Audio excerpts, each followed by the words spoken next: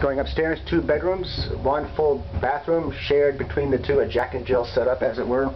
On the left side, a queen size bed, decent closet, and the walk-through bathroom. It's kind of tight. Corner shower, definitely pretty small, but usable. In this room, a full-size bed, 2 twins, televisions on both sides, window air conditioner units,